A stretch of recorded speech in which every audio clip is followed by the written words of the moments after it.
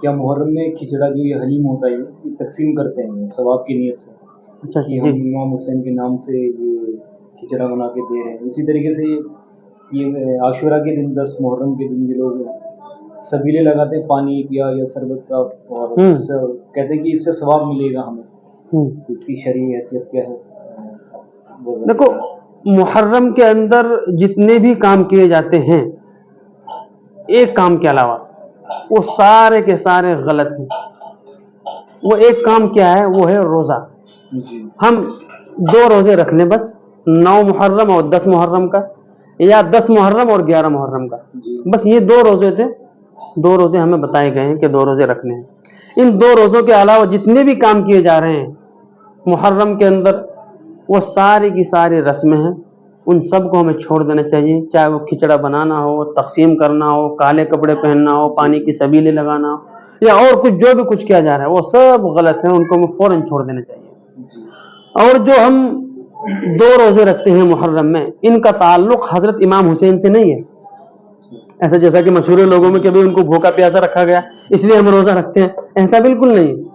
ان 2 روزوں کا تعلق بھی حضرت موسیٰ علیہ السلام سے ہے. اللہ تعالیٰ نے اس تاریخ میں حضرت موسیٰ علیہ السلام کو فرعون کے ظلم و ستم سے، اس کے لشکر کی پکڑ دھکڑ سے نجات دلائی تھی.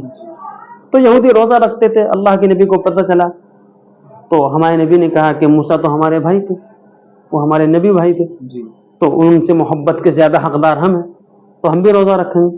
صحابہ نے کہا کہ اللہ کے نبی آپ تو یہودیوں کی مخالفت کا ہمیں حکم دیتے ہیں. تو آپ نے فرمایا کہ میں آئندہ سال 2 روزے رکھوں، ایک حضرت موسیٰ علیہ السلام کی اتباع میں اور دوسرا یہودیوں کی مخالفت میں.